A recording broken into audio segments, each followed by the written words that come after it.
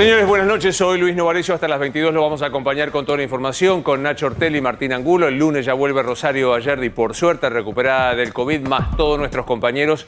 Hay de todo para conversar en el día de hoy, pero la verdad que ha sido impactante la aparición de cortes. Ya tenemos la denuncia del doctor Guillermo Marijuán, que se presentó ante el juzgado de turno, Martín, para denunciar por probable propagación de la pandemia, ¿no es Sí, cierto? exactamente. Presentó una denuncia hace un ratito invocando el artículo 205 del Código Penal, que es violar medidas que están dispuestas por la autoridad competente para prevenir una propagación de una pandemia. Esto por lo que ocurrió hoy a la tarde y que hablábamos hace un ratito en Constitución, de la gran cantidad de gente que se amontonó en la entrada de la línea por el corte de las vías que hubo. Vamos a ver qué pasa en dos lugares centrales de estas manifestaciones. Gabriel Prosperi, buenas noches. ¿Cómo estás y dónde estás?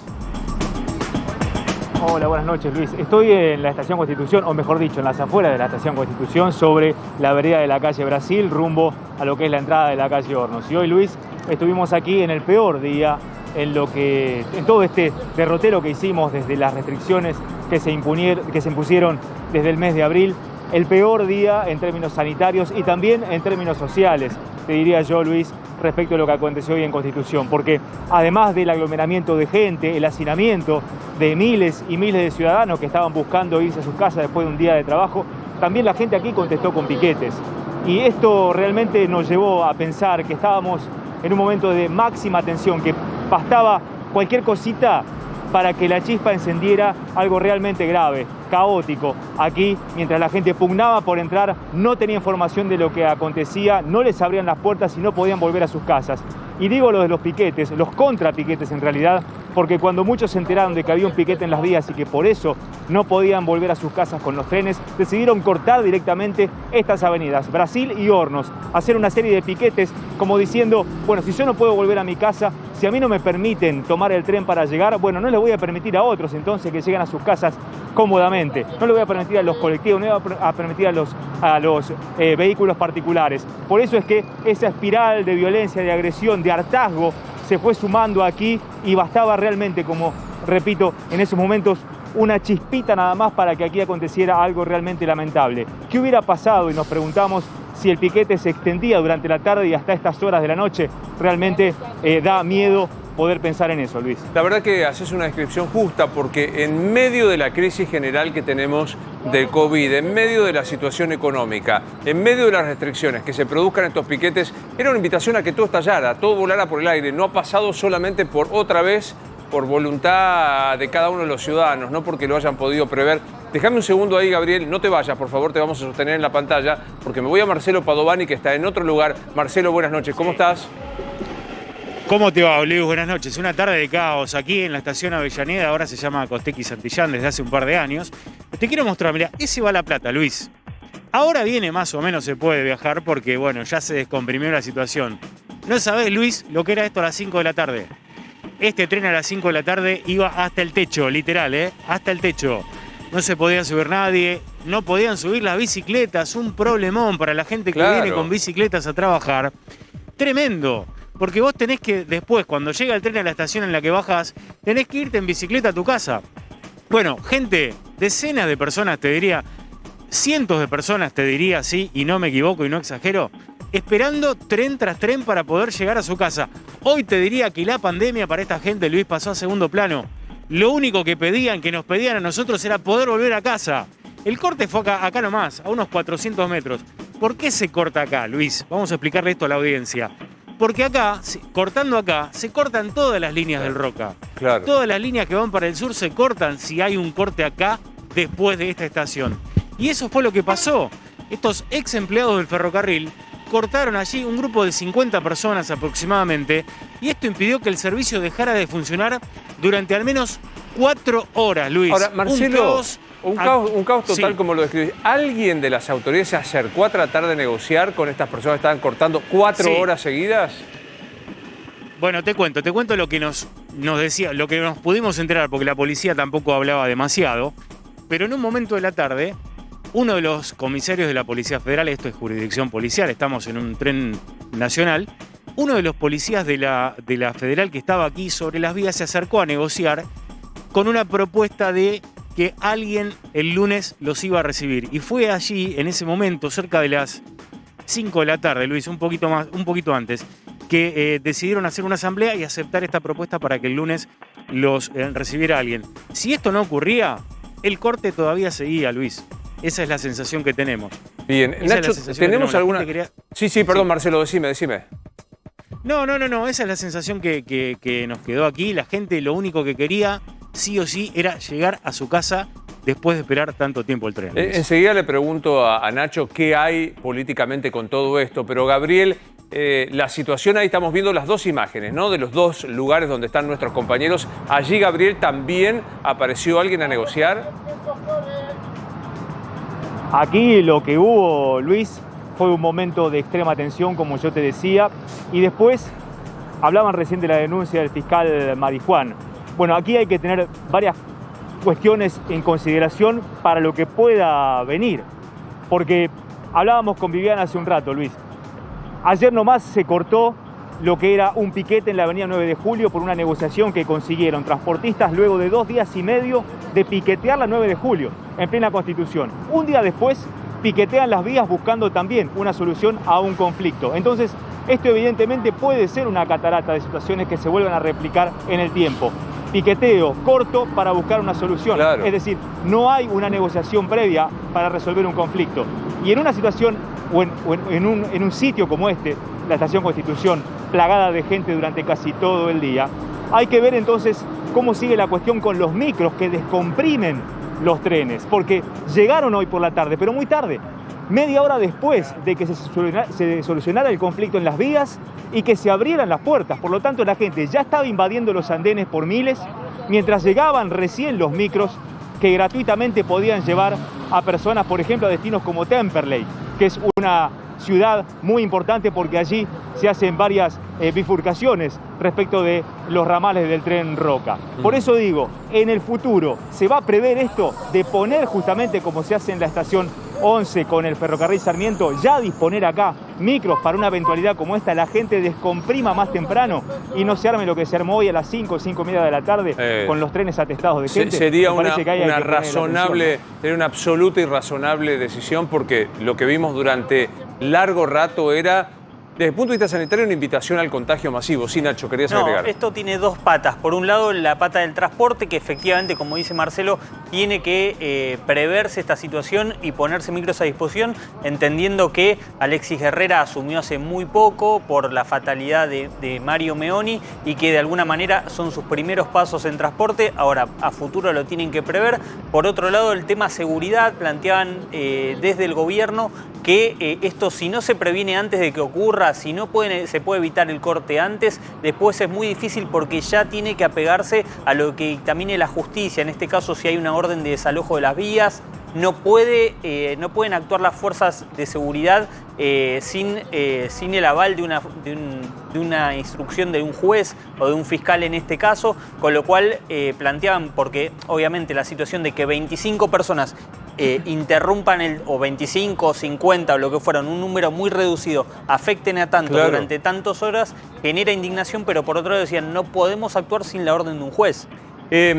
Marcelo, allí ahora la situación, bueno, estamos viendo las imágenes de lo que pasó, de la cantidad de gente que hay. Ahora, Marcelo, la situación parece un poco más calma, ¿verdad? Cuando estamos formalmente en horario de restricción de circulación, ¿no? Claro. Estamos en horario de restricción de circulación a partir de las 20, Luis. Recordemos esto, viajan personas esenciales. Lo que podemos ver, Luis, estuvimos toda la tarde acá, por eso te digo, Luis, es fluido el tránsito de trenes a esta hora. Este va a La Plata, mira, por ejemplo. ¿Ves lo que te digo de las bicis? Mira, lo voy a complicar a Claudito, pero mira, ¿ves? Así van las bicis en el tren, por supuesto, el que viaja en tren lo sabe, pero eso, este acto tan simple de poner la bici ahí, en un vagón para volver a tu casa, a las 6 de la tarde, Luis, era imposible. Era imposible subir acá en Avellaneda, para ir para la zona sur, no se podía, la gente tenía que esperar otras formaciones que pasaran y llevaran un poco más de gente. Esto, claro, se fue calmando con el transcurso de los minutos, calmando entre comillas, digo, pero quiero decir, se fue descomprimiendo con el correr de los minutos, cada formación que pasaba llevaba un poco más de gente, pero claro, lo que ustedes dicen, el tema sanitario también, aunque reitero esto, Luis, con la gente con la que hablamos en el transcurso de la tarde, el único objetivo era volver a la casa, Claro, no importara claro, cómo, porque... Claro, lo decís muy bien. Aparte digo, 20 personas le complicaron la tarde a miles y miles de personas que estaban tratando de volver a la casa, incluso tratando de respetar el horario de veda, de circulación. O sea, es un disparate lo que sucedía. Totalmente, Luis, totalmente. Mira, y ellos sabían que había mucho malestar en Constitución. Igualmente decidieron seguir con la medida porque decían que si no lo hacían, nadie les iba a prestar atención hasta el próximo... No hasta el próximo lunes, Claro. porque esto se definió después, pero quiero decir, si no, no iba a haber ningún tipo de reunión. Bueno, consiguieron la reunión y levantaron el corte. Esto fue, como te digo, cerca de las 5 de la tarde, pero el caos quedó por un rato más. Pero mira esto, Marcelo, Martín, Nacho, que van a ver ustedes, vos que estás en casa, que vas a ver enseguida, y que ahí lo estás viendo vos en la pantalla en estas cuatro divisiones. Arriba estamos nosotros, por supuesto. A la derecha de la pantalla son 20 tipos. Son 20 tipos. 20 personas Luis. que estaban cortando las vías, viejos trabajadores del ferrocarril, y a la izquierda el desastre, que es lo que vas a ver enseguida en contraposición. No es posible que 20 personas le compliquen la vida a miles y miles de ciudadanos. No es posible que se ponga en riesgo el distanciamiento social. Mirá la cantidad de gente que quedó a merced de 20 personas ya denunciadas penalmente, Martín, ¿no? Sí, no por el corte. La denuncia del fiscal Claro. Marijuán no es por el corte, sino que es porque entiende que esas personas pusieron en riesgo a quienes, como vemos en la imagen, se aglutinaron en la puerta de Constitución en virtud de la pandemia. Una locura. Luis, acá me apunta un fiscal que está viendo el programa, me dice, no necesitan ningún orden judicial para intervenir en este obviamente. caso, porque es un delito en Flagrante. flagrancia. Pueden actuar inmediatamente, no necesitan esperar a eso.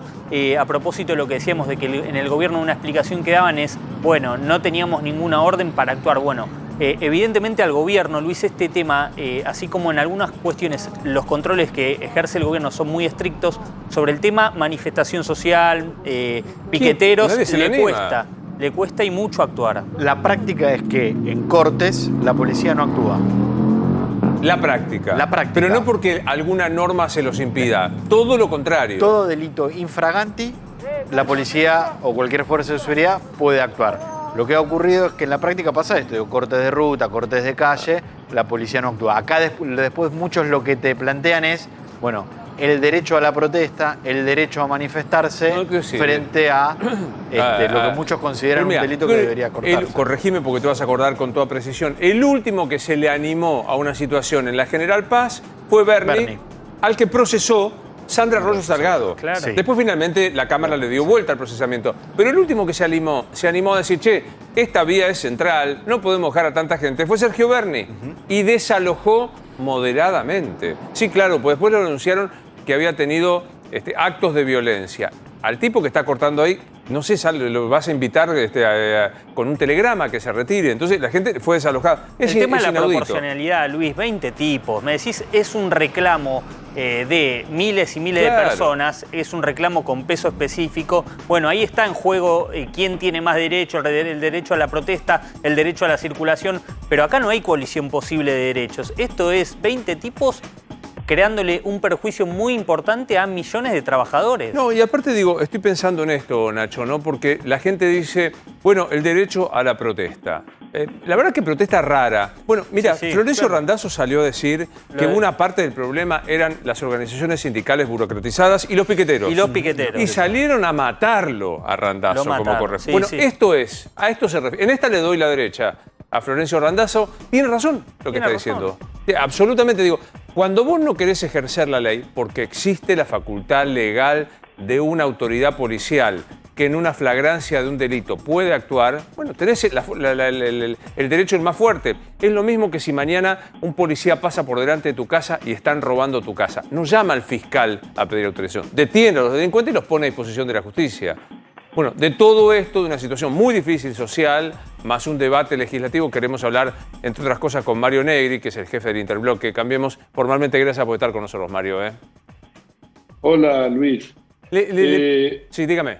Miraba y la preocupación tuya, y creo que la de todos los argentinos absortos, ¿no?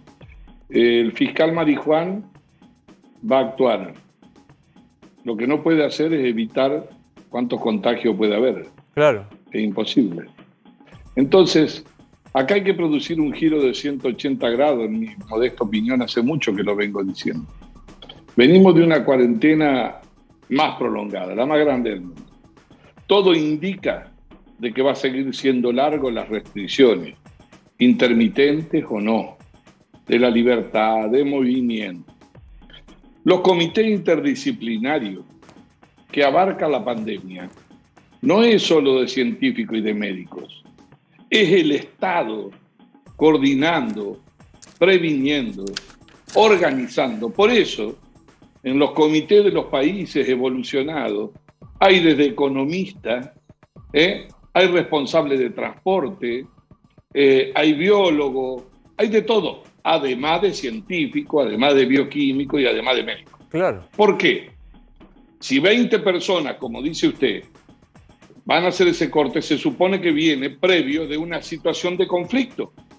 Si usted tiene un comité que se reúne regularmente y tiene un ministro que le dice, estamos en situación de conflicto en tal lugar, pero uno de esos lugares es el que traslada 300.000 personas que van a llegar a la mañana y a la tarde vuelven, y ya llevamos 3 horas, eso es más emergencia que hacer publicidad de barbijo. Ahora, le hago una pregunta. Es mucho más. Sí. Entonces, ¿qué se hace? Sí. Hay que actuar coordinadamente. No estoy hablando de culpa, estoy diciendo que el combate no es un problema de buscar más facultades. Por más que yo tenga más facultades, ¿para qué las quiero? El problema es que tengo que gestionar la crisis, ¿no? Lo que usted está diciendo es, no no alcanza con la ley que se está mandando para delegar facultades, que encima tiene una chaca de inconstitucionalidad, sino lo que hay que gestionar. A mí lo que me preocupa es que yo no sé si esto es un termómetro valedero, pero esto, manifestaciones, acciones, empieza a mostrar que hay una situación social que si no se busca una actividad de consenso o un modo de gestionar entre todos, me parece que no sé a dónde puede derivar. Mire, Luis, yo no solo estoy preocupado, coincido, y más allá de mis enormes diferencias con el gobierno, nosotros de alguna manera venimos viviendo un estado de excepción. En la medida en que vos restringís libertades, circulación, movimiento durante 1 año y pico, la sociedad además tiene fatiga, no tiene trabajo, aumenta la pobreza, llega un momento que desborda socialmente.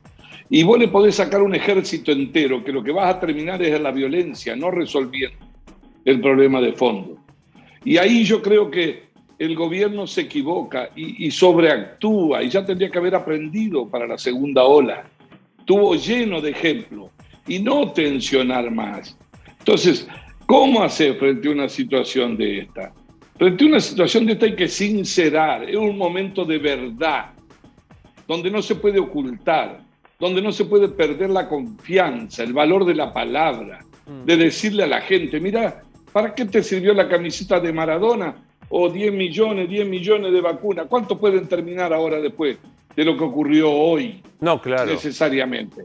Y todo hace pensar que además, por más de las vacunas, hay 3 millones que no sabemos dónde están. Que venga una lluvia, como dice la ministra de vacunas, chaparrones de vacunas. Pero lo que queremos es que se coloquen chaparrones de vacunas, ¿no? Indica que nos va a agarrar el fin de año y vamos a seguir hacia el año que viene. Entonces no solo va a ser miedo. Sí. ¿Sabe qué me preocupa? No solo va a ser miedo. Sí, quiero conversemos todos juntos con Nacho Ortelli y Martín Angulo. Es que cuando parece que la cosa se va a calmar, reaparecen algunos personajes que le vuelven a poner fuego a la intolerancia, porque es un acto de intolerancia el de Carlos Zanini, decir lo que dice, ¿no? Me vacuné bien, el jefe de todos los abogados falsea la ley, me hubiera sacado una foto y después crea esta categoría de personas socialmente protegidas en la que incluye a Berbisky. Él denominó una nueva categoría. Yo el otro día, pero me cuesta porque es una palabra difícil. Estaban los esenciales, estaban los que se saltan la cola. Él es una categoría como de funcionario. Pero digo, es una bofetada a la gente. Estamos en 70.000 muertos. ¿Cuánto estamos? 80.000, qué sé yo. Eran 42.000 cuando empezamos a vacunar. Por favor, no tenés forma, mijo, desde el Estado. Vos, además, contarle a la gente, eso cuando uno no tiene pudor. ¿Sabe cuándo pasa eso? Cuando vos no le tenés miedo desde el poder a los otros poderes. Eso es un mal signo para cualquier gobierno. Cuando un funcionario no tiene miedo ni a la réplica, ni a la sanción, ni a que otro poder pueda intervenir, estamos en peligro. Está claro. Esos son los signos del estado de excepción. Sí, Nacho. El estado de excepción es concentrar el poder, no es que haya golpe de Estado. ¿No? Es decir, y bueno, ¿a mí qué me va a decir? No, yo le puedo contar, porque creen que además, contándolo, se absuelven. Es decir, duermen mejor a la noche, pero no se absuelven. Claro. Le acaban de pegar un sopapo. ¿Sabe a quién? Le pegó una cachetada a Zanini, al tenor, que en el balcón le cantaba todas las tardes y la noche al Magro entero. A él le pegó una bofetada, que murió de COVID. A ese, que no tenía ningún amigo de Zanini para que lo lleve por el costado, para entrar y que lo vacunen. Y se murió. Y es el que le daba vida, en el medio que la gente tenía miedo. Mario, ¿en el gobierno evalúan algunos cambios al proyecto de restricciones para manejar la pandemia? Algunos de los pedidos que hicieron desde sectores opositores, no digo el caso de ustedes, pero algún sector sí lo hizo, es que sea cada provincia la que luego adhiera a esa ley. ¿Ustedes, aunque se hagan algunos cambios, ya decidieron no votar ese proyecto? ¿Qué posición tienen? No, pero tienen? por supuesto, por una razón muy sencilla. O sea, no hay forma que lo voten ese proyecto. No es un problema de eso además solamente. El Congreso no está en condiciones de asumir delegaciones que son de las provincias. Las provincias son preexistentes a la nación. Las provincias le han delegado el comercio exterior, las provincias le delegaron las relaciones exteriores y se preservaron la educación, la seguridad y la justicia y el servicio de justicia. Pero además de eso, tiene una picardía, porque yo sabe que pienso, no me la van a hacer. Escúcheme, ¿ustedes son de la Corte? No, pero a mí me votaron. Y si me votaron lo que yo digo, soy el que determina el peligro. Claro. Entonces, ¿sabe qué hicieron? Votaron simbólicamente, votaron el DNU, que la Corte se los destrozó. ¿Por qué hicieron eso? ¿Qué necesidad? Esto no es un problema de desquite en la cuadra. Esto es un problema de un golpe a la institución, es una bofetada innecesaria. ¿Sabe cómo se hace eso? ¿Cómo hacen un pacto fiscal? Vos que lo has seguido mucho. Llama a los gobernadores, se ponen de acuerdo con la ley de coparticipación, como no la podemos cumplir con la Constitución, y después va al Congreso. Y después adhieren. Claro, el consenso es previo. Claro. El consenso es... Digamos, claro. ¿Sabe qué dice Luis? Yo, la verdad, ¿sabe qué me duele? Fíjate lo que pasa hoy. Se la agarraron con la educación, con los alumnos. De pronto, en esta Argentina que simplifica todas las discusiones blanco-negro, terminaron los alumnos siendo los agentes más contagiadores de la Argentina. Eso. Hicieron un artículo 21 donde el principio general dice que queda suspendido el dictado de clases presenciales en todos los niveles y su modalidad. Y después dice, salvo que gobernadores quieran conversar. Es como si voy a un bar. Digo, Luis, mirá, eso no es tuyo. Vos te lo agarraste. Y vos me llamás y me decís, bueno, mirá, yo me lo quedo, pero claro, si vos querés, no. Claro, la excepción es la regla general. En cambio, arrancar... Pero, claro, o sea, es una cosa... Pero además, hace muchos años que la Corte no tenía un fallo en votos distintos pero convergentes que hablara sobre muchas cosas de la República. Definitivamente no se puede discutir más de la autonomía. La autonomía ya está fuera de discusión. Estaba de antes. Claro. Pero no podés ir como toro enojado ahora, como fue Zanini, a chocarla y decirle, no tiene. Listo. ¿Qué otra cosa más dijo? Señores, la emergencia no es una franquicia para que vos vivas de emergencia toda la vida y violé la ley. ¡No! Tercero, en un gobierno republicano, los decretos de necesidad de urgencia, como los decretos delegados, están prohibidos, pero deja abierta una ventanita. Salvo y son muy excepcionales. Sí.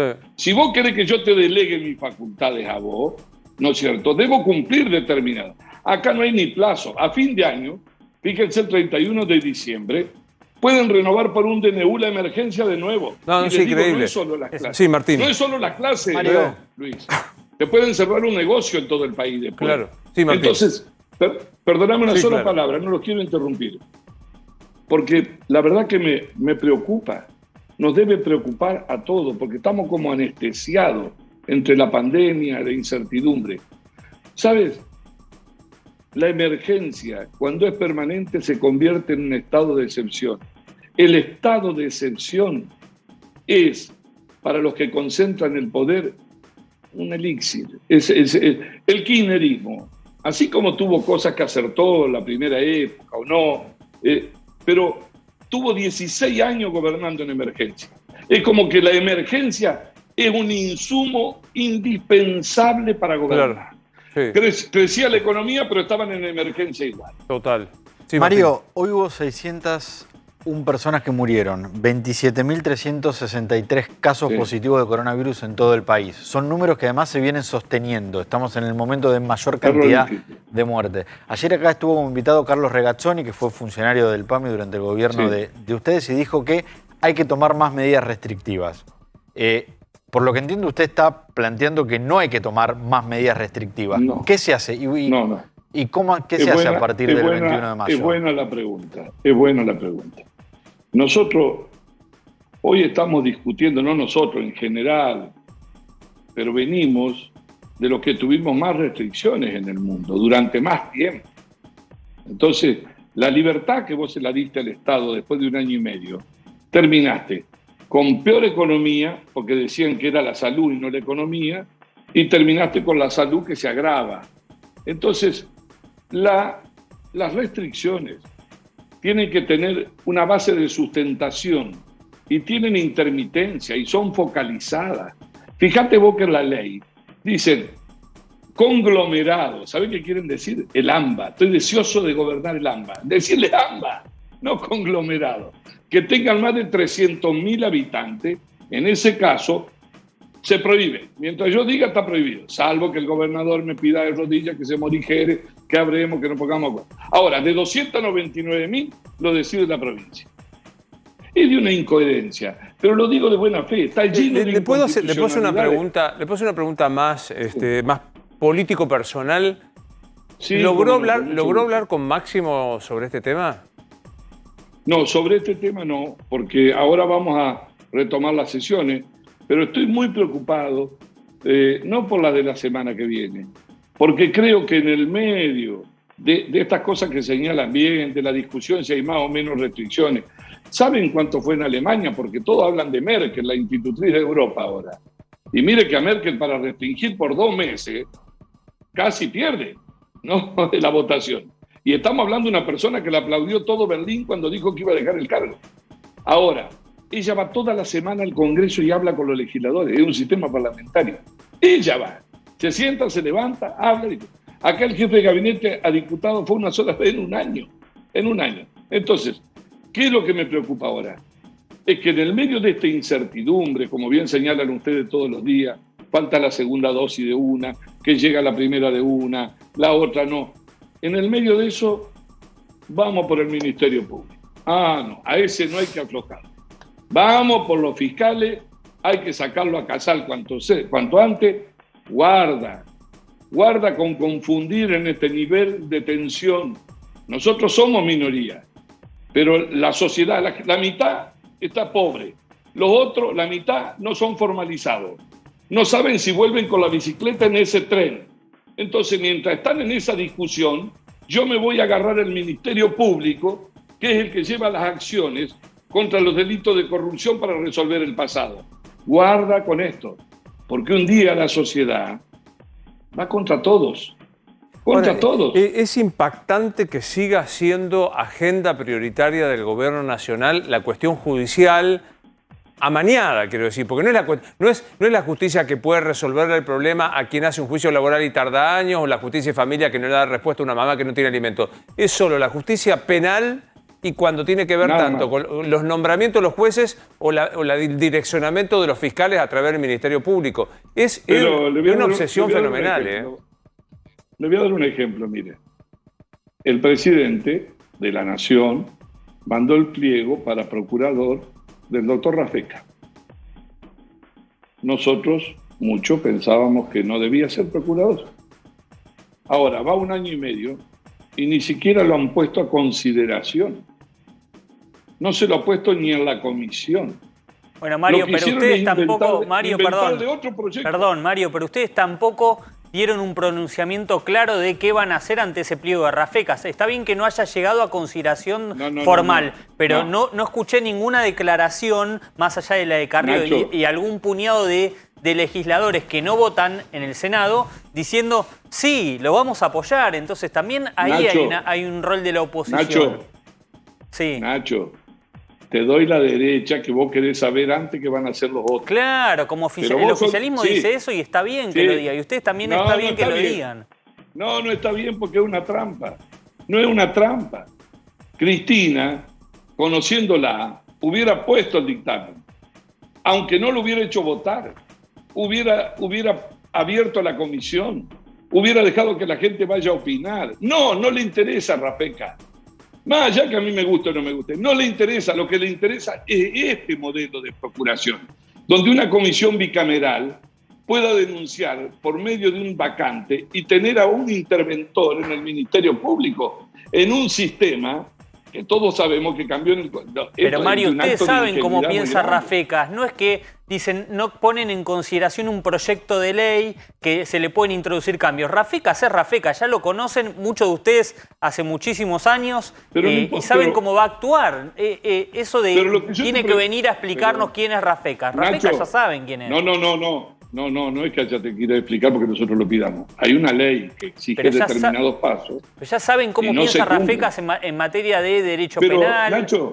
Nacho, no estoy indagando en nosotros. Preguntá porque inventaron otro proyecto que no tiene nada que ver Claro. con el Ministerio Público. Claro, bueno, Eso es lo que hay De que paso quiero hacer una preguntar. pregunta. ¿Se sostiene la postulación de Rafecas por Está- él mismo?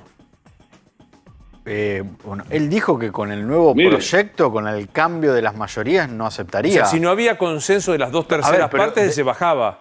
A Sí. mí me dijeron esta semana Sí. que Rafecas dijo, me bajo, y que aparece vuelta el nombre de uno de los abogados de Cristina, que es Maximiliano Rusconi. Lo que me parece que queda de manifiesto es que si impulsan este proyecto, no lo quieren a Rafecas. Claro. Eso me parece que Bueno, políticamente queda claro. hubo una reunión Ahora- muy importante que pasó con perfil bajo entre el ministro de Justicia, Martín Soria, y José Luis Ramón, diputado de la oposición. Que siempre ahí funge de fiel de una balanza No, Y ajustada. algunos ¿no? dicen que con esos votos el oficialismo podría aprobar el proyecto. Bueno, por eso hoy fue Yo tratado creo, no, el tema. Con el de José Luis Ramón no creo, con su bloque. Bueno, José Luis, digo con ironía porque a veces nosotros tenemos pasión, discutimos. Es un muleto, obviamente, ¿Cómo? que ayuda. Vos te estás quedando sin nafta y él te cubre la pista mientras tanto. Pero Ah, bueno. digo, de cualquier manera... Menos mal que lo se llevan bien. necesita- No, pero no lo digo porque él me dice a mí de muchas cosas, pero quiero decir que se necesitan,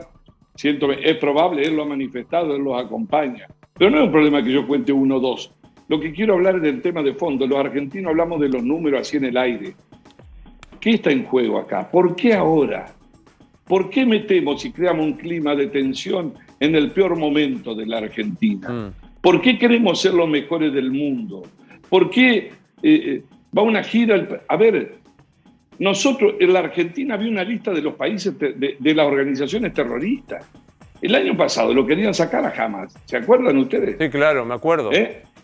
Bueno, y encima que no hablan nada del mundo. Cuando hablan mal y además... Pero por favor, yo lo que veo, la impresión, lo digo con el mayor de los respetos, pero con este tema de estamos sin delegación, rumbo. sí, con este tema de delegación de facultades, la insistencia del proyecto de reforma al Ministerio Público, algunas declaraciones, volvió, si es que alguna vez se fue, volvió el vamos por todo. Sí, absolutamente. Es solamente una cuestión de estrategia y de tiempo. Yo creo que hay un presidencialismo invertido, que el poder está abajo, no está arriba. Antes, una persona con mucho poder era presidente a lo mejor. o una persona con mucho poder no era presidente, pero ponía el presidente, como ocurrió con Campos. Lo que no había ocurrido nunca es que la persona que construyó el poder tenga el poder y no sea el presidente.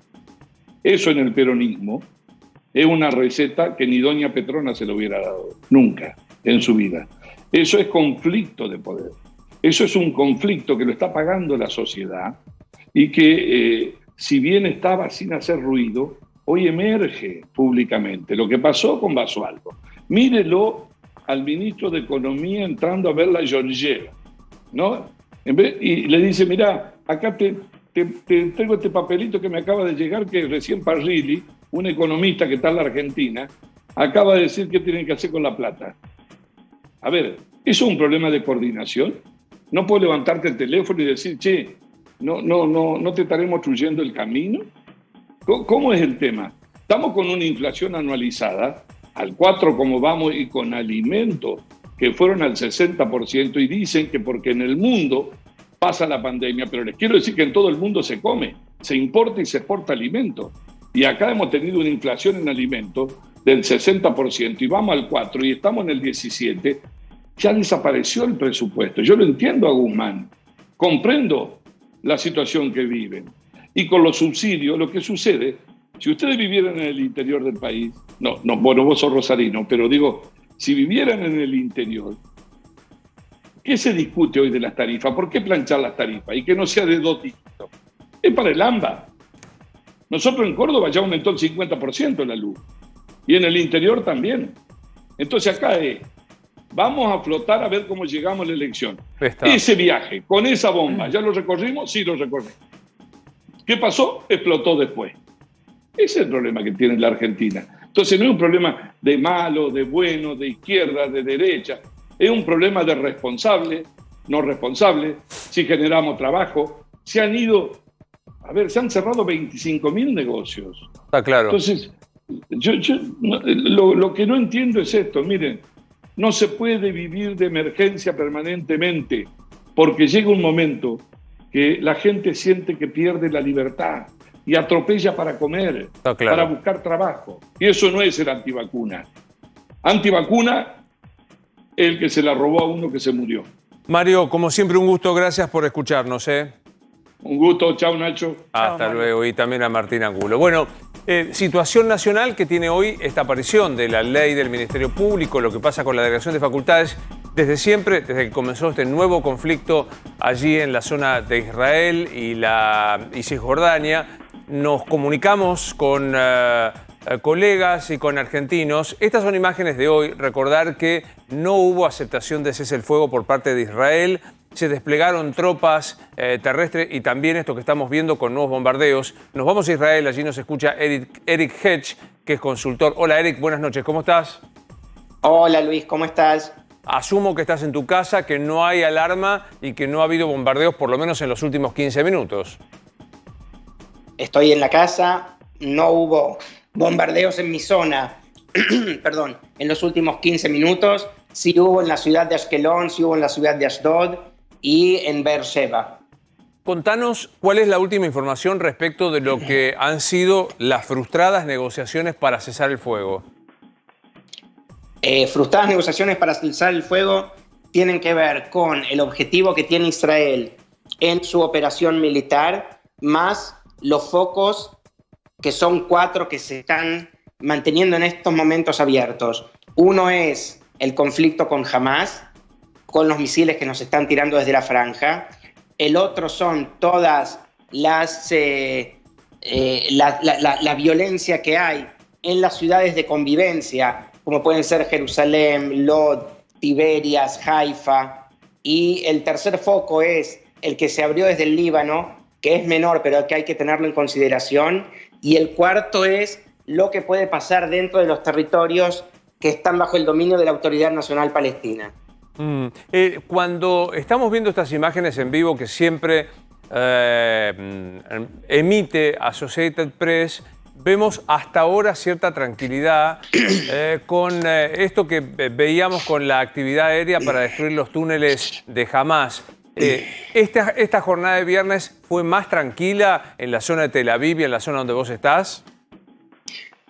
mucho más tranquila. Después de la operación de ayer, el día de hoy fue mucho más tranquilo en lo que es el largo alcance.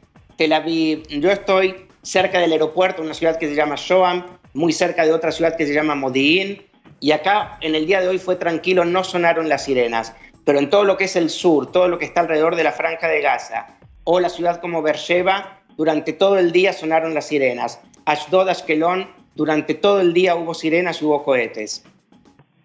Contame cómo es en lo personal tu vida, cómo ha sido poder enfrentar lo que han sido las constantes sirenas que se han escuchado allí en Israel, Eric.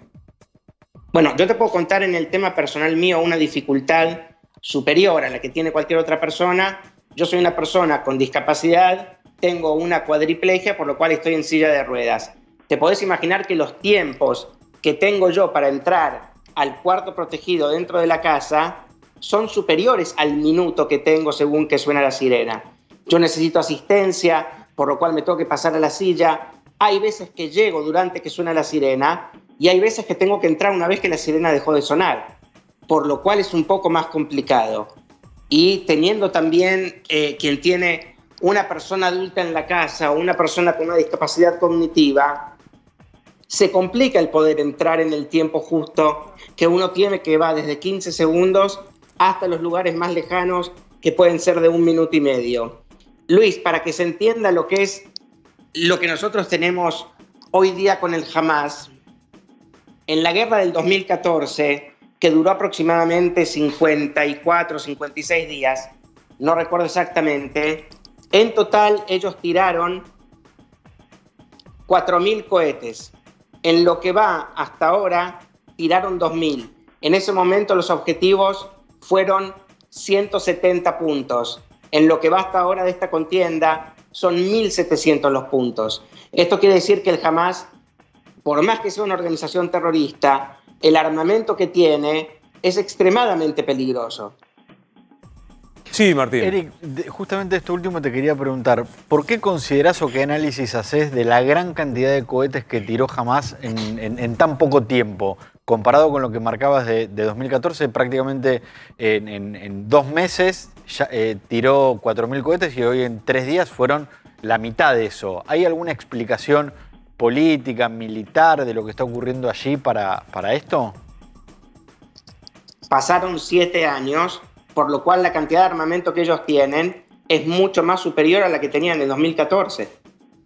Ayer Hamas recibió un golpe muy fuerte por el ataque israelí, pero esto no significa que no tengan armamento. Tienen muchísimo armamento, de corto y de largo alcance todavía para seguir tirando.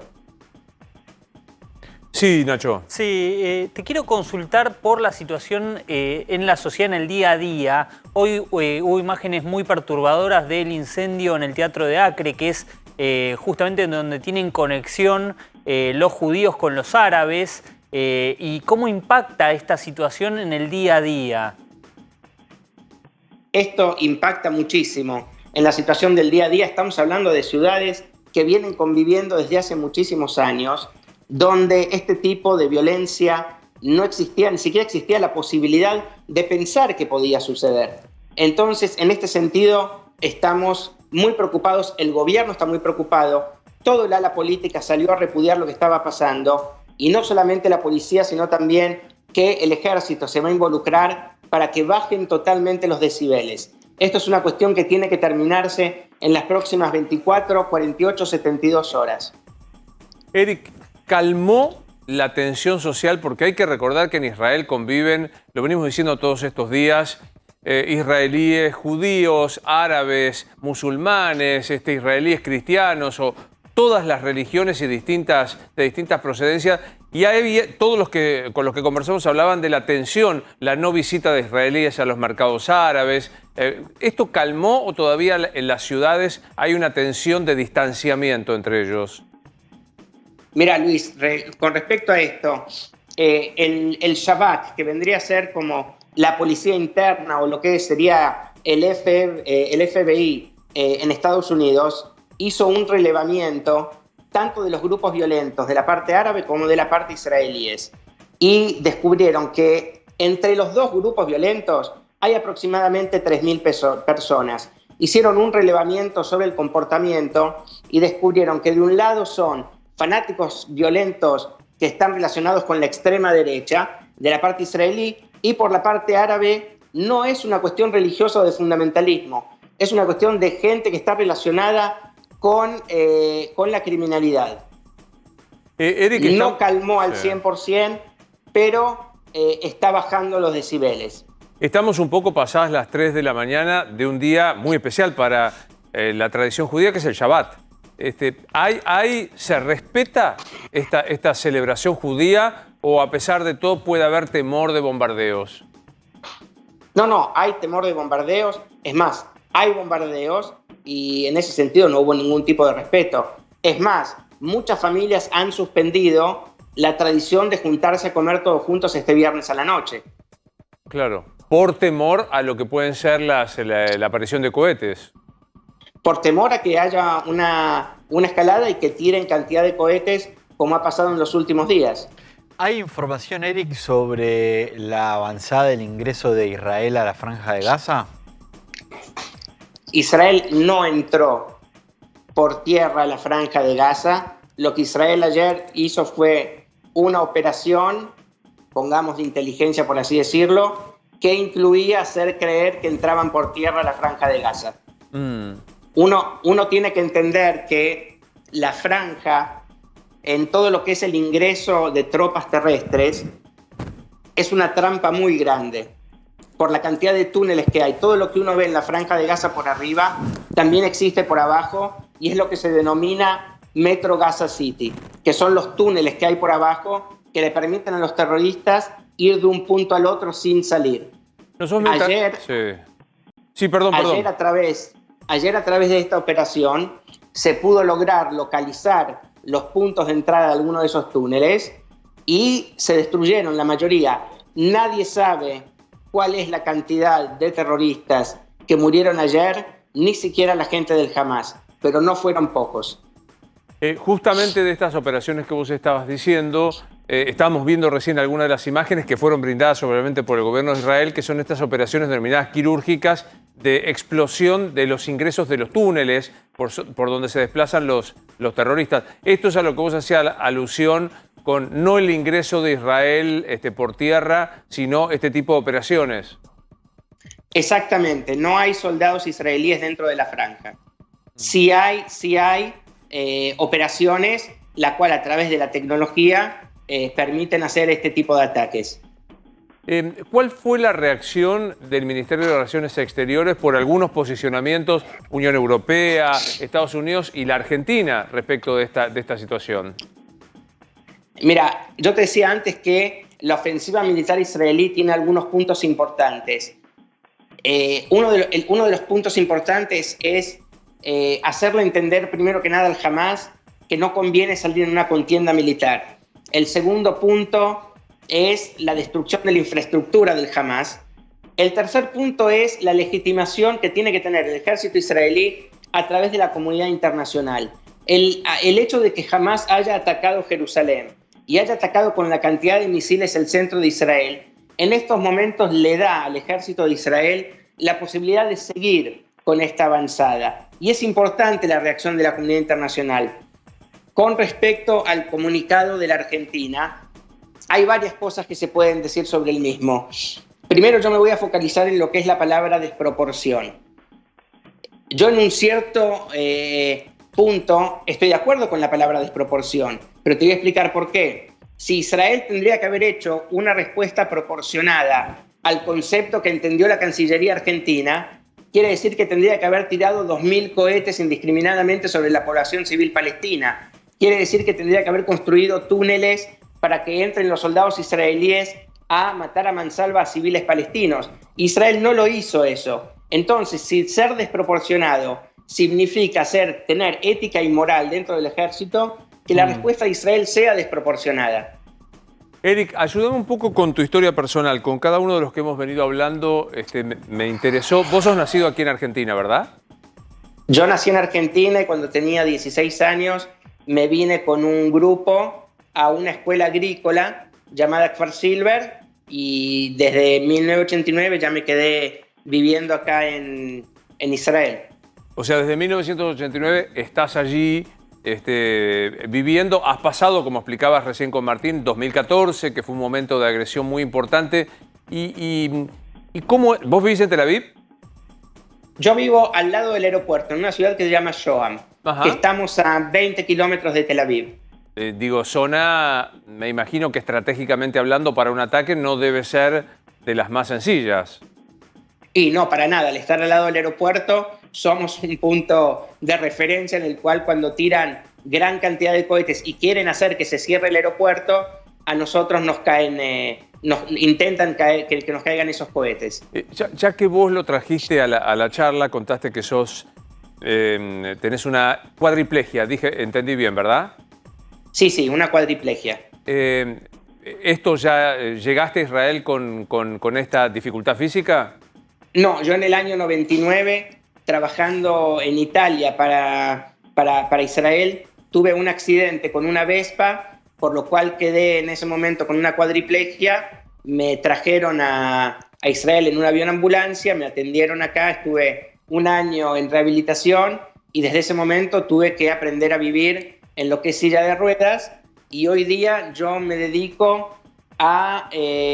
nosotros damos asesoramiento a la consultora, sea a gobiernos que a privados, en materia de accesibilidad. La creación de leyes de accesibilidad, regulaciones de leyes de accesibilidad, todo lo que tenga que ver para que las personas puedan vivir con la accesibilidad máxima dentro de un país, que significa llegar del punto A al punto B con la mayor autonomía posible. Ahora, Eric, ¿cómo resolves el hecho de vivir en un lugar de tanta tensión, más allá de esta situación crítica que están viviendo en este momento, y la dificultad de la accesibilidad o la movilidad? ¿No te llamó a decir, no es precisamente el lugar para mí, para vivir, o todo lo contrario?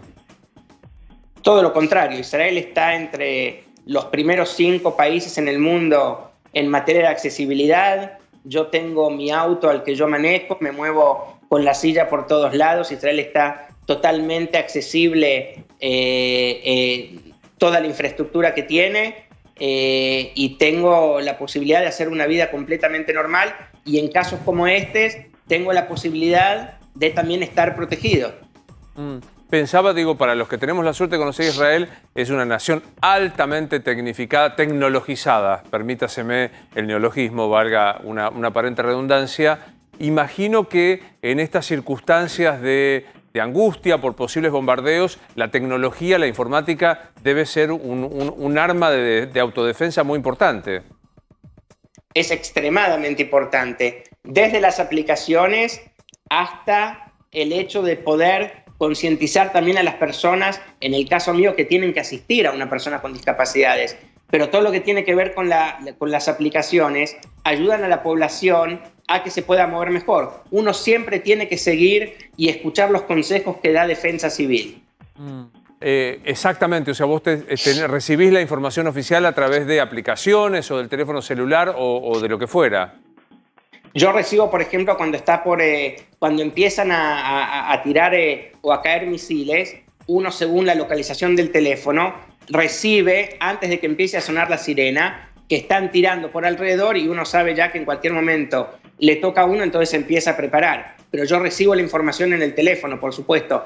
Y una persona, por ejemplo, que tiene una discapacidad visual, tiene una aplicación especial por la cual también recibe esa información.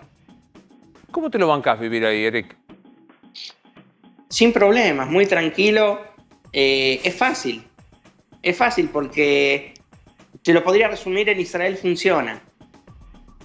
Israel funciona cuando pagás impuestos, vuelve en la infraestructura que te dan, en sanidad.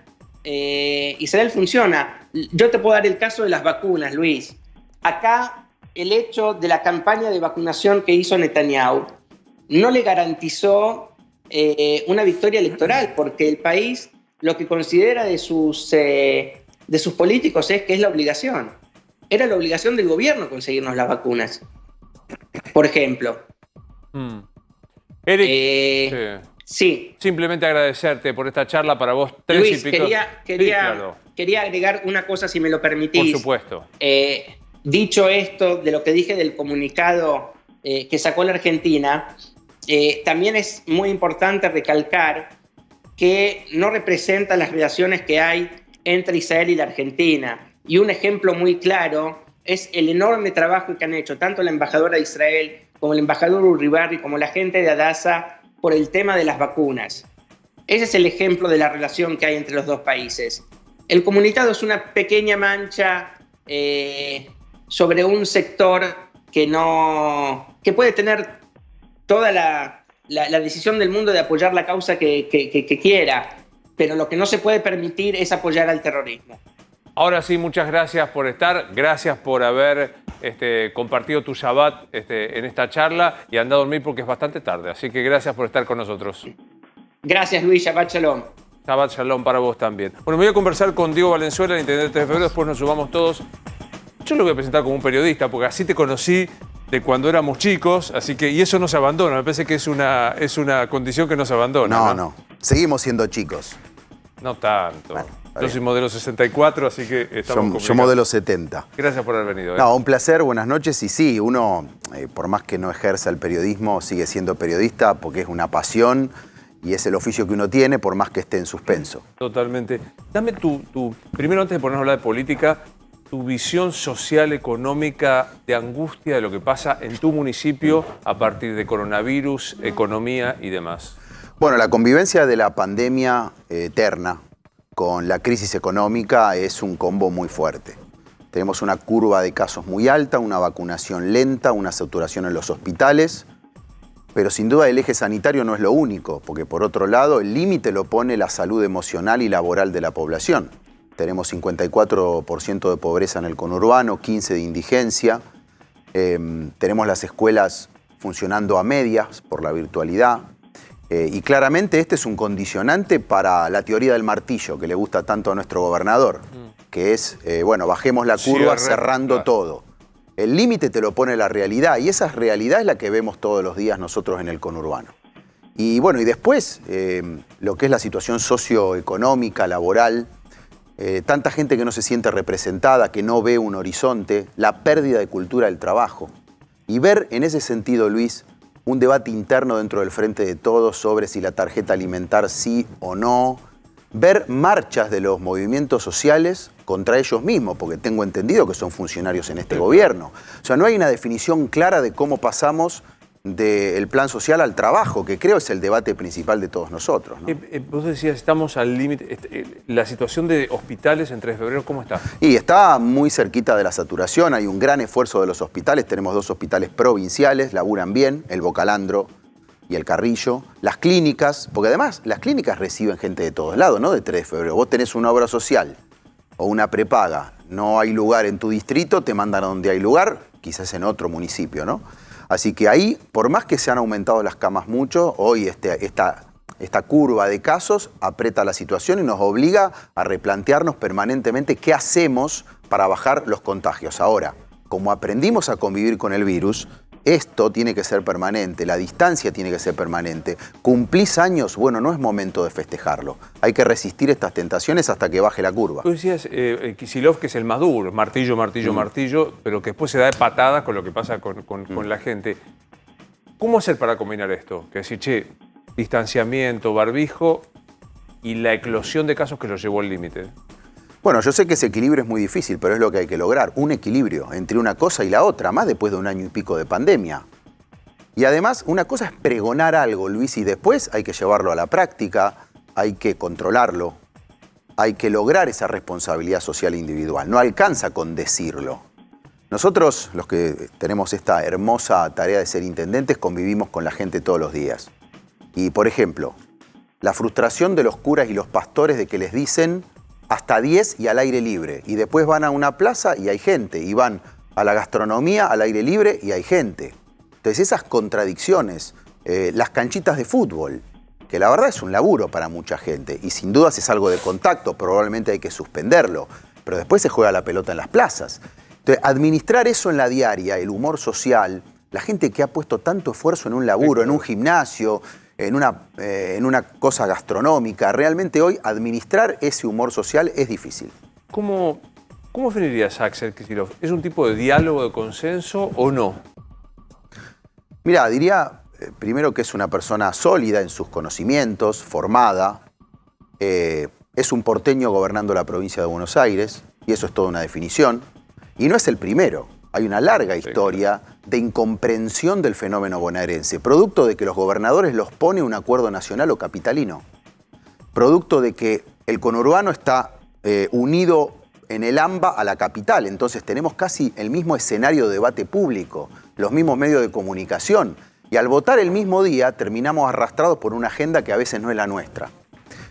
Esto se ve mucho en Axel, un equipo de trabajo de gente idónea, pero que uno no le ve el volumen político y el conocimiento que requiere una provincia tan vasta, tan compleja como Buenos Aires. Quiero hablar con... Dialogamos, pero cuesta. Ahí te diría dialogan, pero cuesta. Sí, esta semana me visitó, estuvimos juntos en una obra con el intendente Zabaleta, una obra que empezó con Vidal y la estamos continuando ahora, pero hay una tendencia a tener la razón, a imponerle al otro, no a escuchar al otro para ver cómo trabajamos juntos y llegamos a un acuerdo. Por ejemplo, entre el organigrama provincial y los intendentes, porque somos 135 intendentes e intendentas elegidos por el voto popular, que estamos además invitados a trabajar juntos. Acá no puede haber un tema la provincia con un joystick en La Plata y los intendentes por su lado. Hablé un poco de la seguridad. ¿Bernie es un buen ministro de seguridad? Bernie tiene una actitud correcta en un gobierno al que no le interesa demasiado la seguridad. Bernie tiene una actitud correcta con un Axel Kicillof al que no le importa demasiado la seguridad. Y mirá, vos podés repasar las declaraciones del gobernador, no hay una agenda clara respecto del tema, no hay una inversión, ahora llegó el fondo de seguridad, hemos sacado a la cancha nuevos móviles, pero es producto de una decisión del presidente, que es el fondo de seguridad para invertir en patrulleros, en tecnología, etcétera, ¿no? Yo creo que hay una cuestión ideológica. Y creo que la seguridad no es ideológica. No es del PRO o de Juntos por el Cambio. La seguridad toca profundamente a los pobres, a los laburantes, a la gente de los barrios populares. Y ahí, detrás de la actitud de control, de poner el cuerpo de Sergio Berni, que es valorada por los vecinos, yo no veo una agenda, no veo una inversión, no hay formación policial el año pasado, no hay inversión en tecnología, no hay definiciones claras respecto de delincuente y víctima. O sea, falta una agenda, falta una prédica, falta una definición de que realmente es prioridad. Nacho. Sí, Diego, ¿cómo manejás esta dicotomía entre la buena relación que tenés con el presidente? De hecho, hace poco compartí un acto y el presidente mismo destacó tu espíritu colaborativo, con las diferencias pronunciadas, marcadas y que de alguna manera no ocultás con el gobernador Axel Kicillof. ¿Cómo se puede ser al mismo tiempo colaborativo y por otro lado opositor concreto al gobernador? Si es el mismo espacio, ¿no? Bueno, yo siempre digo que soy un opositor responsable porque a mí me votaron para administrar una ciudad, un municipio que, fíjense, es el 18 en población del país y el tercero o cuarto en densidad poblacional en todo el país. Porque este es un término impactante. Claro, la densidad poblacional es cuánta gente tenés en un territorio por kilómetro cuadrado. Capital Federal, 14.000, Lanús, 9.000 y pico, casi 10.000, 3 de Febrero y Vicente López andan por 8.000. Y esa densidad es necesidad. Entonces digo, yo trabajo con el presidente que votaron los argentinos y con el gobernador que votaron los bonaerenses. Obviamente hay una práctica política, una manera de entender la gestión pública y la política diferente en lo nacional que en lo provincial. Y eso redunda en una manera diferente de trabajar. Por ejemplo, con Gabriel Catopodis, el ministro de Obras Públicas, trabajamos muy bien. Hay una definición de obra, hay un respeto a la autonomía municipal, nosotros somos los que fijamos el destino del dinero y licitamos. Con el gobernador nos cuesta mucho, el año pasado tuvimos que discutir en el marco del presupuesto un fondo de infraestructura municipal, que si no poníamos en discusión la política, o sea, la mayoría del Senado, ese fondo no venía. Entonces todo es muy cuesta arriba y creo que es en parte por una visión. Hay muchos ministros que trabajan con Alberto y el mismo presidente que sin dudas está cada vez más acotado en su margen de maniobra porque avanza el kirchnerismo. Mira, me leíste el pensamiento, por esto quería preguntarte, visto de la patria del kirchnerismo más duro, que es Axel, que es Cristina, ahí vos notás, digamos, ¿se ve claramente la interna entre el albertismo, si es que existe, y el kirchnerismo? Sí, muchísimo, obviamente. Muchas veces no se visibiliza, porque uno también entiende, y en eso soy respetuoso, que son una coalición de mucha diversidad y de mucha tensión y tratan de mantenerse unidos. porque además acá el que se separa pierde. Sí, claro. ¿No? Que fue la demostración de la última elección, ¿no? Así es. Pero creo que en concepciones políticas, en la cultura de diálogo, de acuerdo, en la manera de encarar la gestión pública, hay diferencias, ¿no? Y bueno, eso también lleva a que a veces prosperen nuestras agendas como opositores más con el gobierno nacional que con el gobierno provincial. Vas a decir que no, pero Jorge Asís el miércoles dijo que sos un probable candidato a gobernador. ¿Eso dijo? Bueno. Dijo vos, Grindetti, Jorge Macri. Yo creo que hoy estamos en una sana horizontalidad en Juntos por el Cambio y en el PRO en particular. No hay un organigrama que te diga vamos para allá, timbreo el sábado a la mañana. Hoy hay muchas voces, varias legitimidades. Los que fuimos elegidos por el voto y además por el hecho de nosotros en una situación adversa. Yo tuve que hacer un trabajo muy fuerte en lo municipal. He tenido 10 puntos de corte de boleta, o sea, personas que votaron a Alberto, que me acompañaron a mí y que realmente son una responsabilidad, porque no son del PRO. Claro, son votos que eligieron individualmente. Así es. En ese sentido, bueno, mi prioridad está desde febrero, pero también ayudar a que seamos alternativa en el 23. Y yo me siento, para no escapar a la pregunta, me siento capacitado, con ganas y con ideas para ser gobernador. Pero hoy... ¿Le disputás la interna a María Eugenia? Nosotros trabajamos como equipo. Yo creo que lo importante acá es fortalecer el equipo y sí después lograr los mayores y mejores liderazgos posibles para hacer una propuesta fuerte para el 23. Sí, Martín. Diego, en el día a día que hablabas que tenés con la gente de tu municipio, ¿qué es lo que te planteaban como necesidades, como reclamos, como pedidos, digamos, en mitad del año pasado, promediando unos meses de la pandemia a hoy? ¿Qué diferencias ves? Bueno, la seguridad siempre está y más Sí, claro. no se va a ir si no hay una actitud correcta de control, de inversión, de prevención desde los gobiernos, ¿no? Lo que sí ha subido mucho es toda la agenda de lo económico. Hoy el país y la provincia tienen menos trabajo, más inflación, más pobreza. Y esto obviamente hay que dar cuenta de que hay una pandemia, eso nadie lo va a negar, pero claramente no hay puentes entre el plan y el trabajo. Yo veo al kirchnerismo, y no hablo del peronismo, que tiene valores de justicia social y de laburo, al kirchnerismo y a los movimientos sociales con políticas y con ideas que nos alejan del trabajo.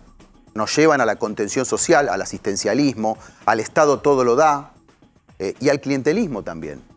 Entonces, en ese sentido, siento a veces mucha convergencia con... Yo he recibido varios sindicalistas. Hace poco, Gerardo Martínez.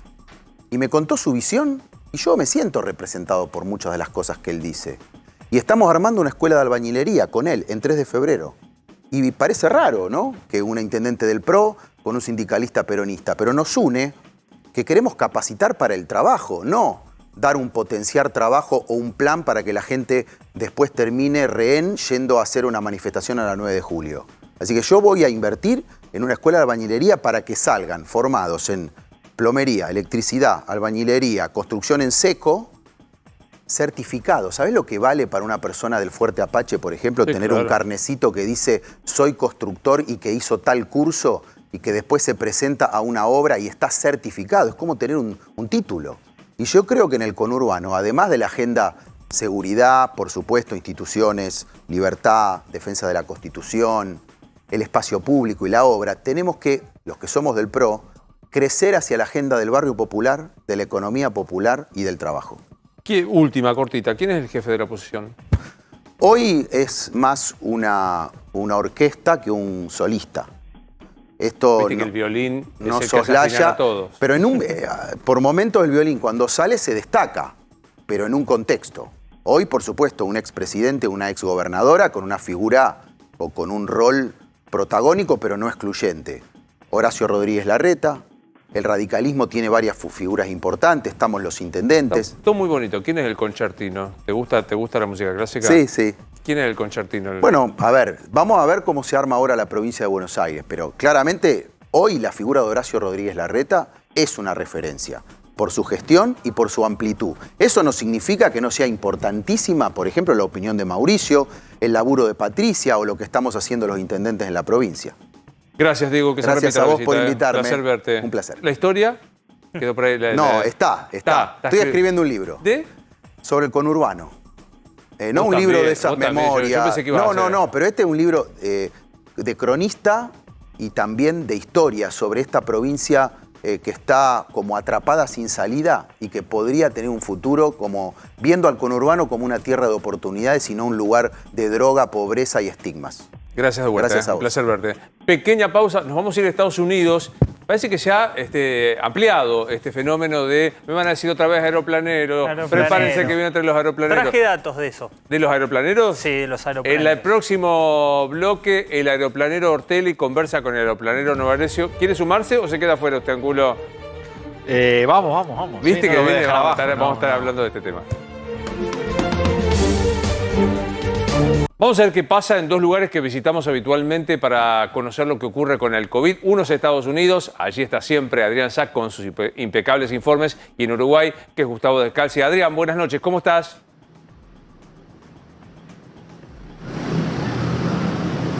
Bueno, ahí está. ayer la CDC, ¿me estás escuchando? Ahora sí, perfectamente. ¿Me recibís bien? Ahí está, muy bien.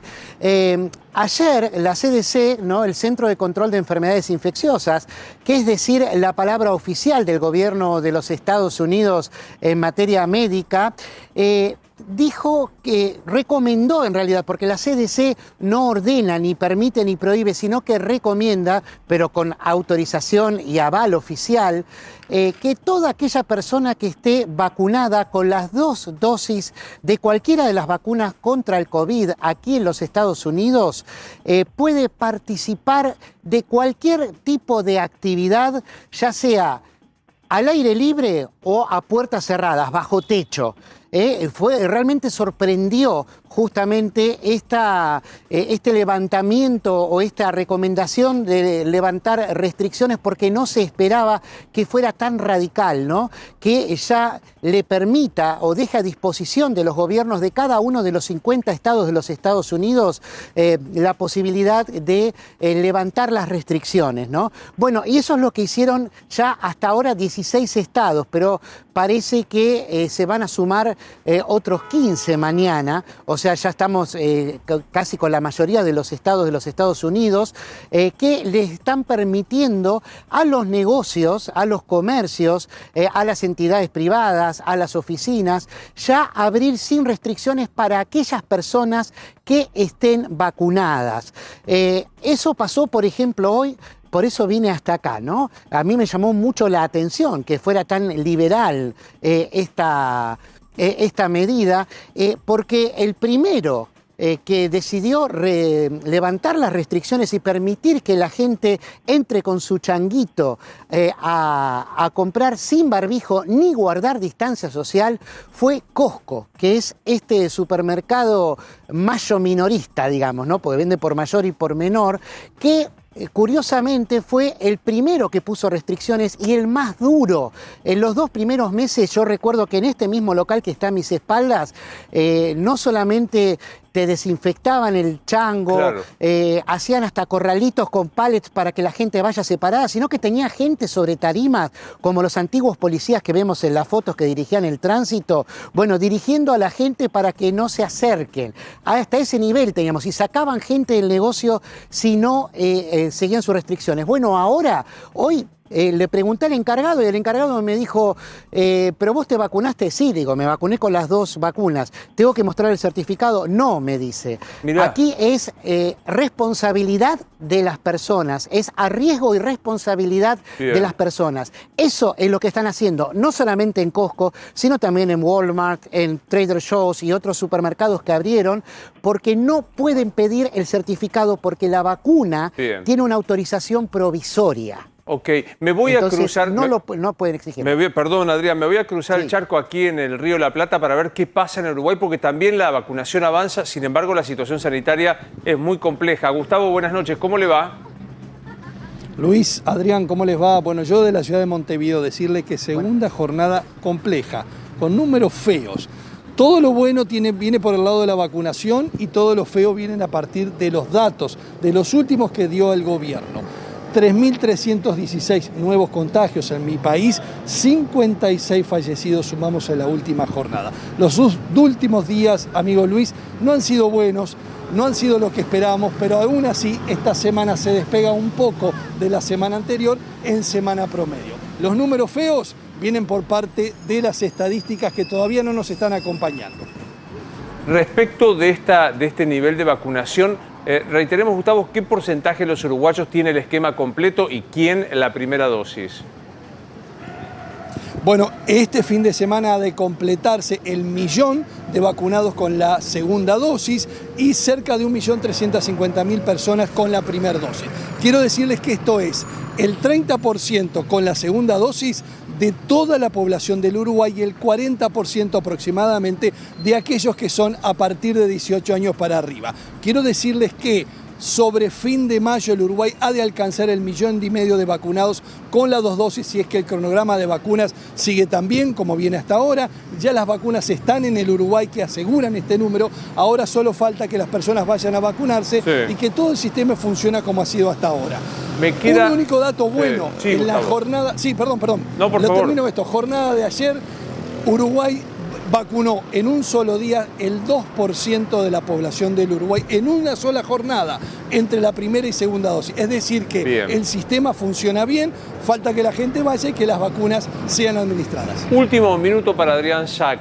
¿Se ha liberalizado en casi todos los estados o no de los Estados Unidos esta suerte de acceso muy fácil a la vacuna para residentes y no? Sí, hace rato ya, hace aproximadamente 2 semanas, yo diría que 3, pues si no calculo mal, que ya se pueden vacunar en todos los estados, todos los mayores de 16 años con la de Pfizer y los de 18 con la de Pfizer, Moderna y Johnson & Johnson. Y desde antes de ayer se pueden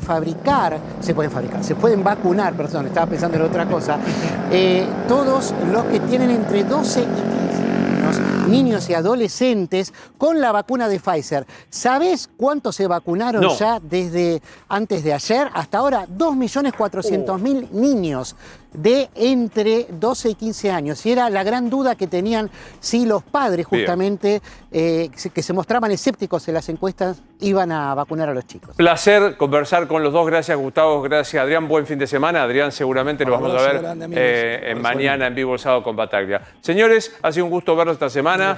Placer trabajar. El lunes la recuperamos a Rosario Yerdi. Vuelve a Rosario. Ya de alta absolutamente. Un gusto acompañarte todos los días aquí en A24. Se quedan con el amigazo Rolo Graña. Soy Luis Novar y yo será hasta el lunes.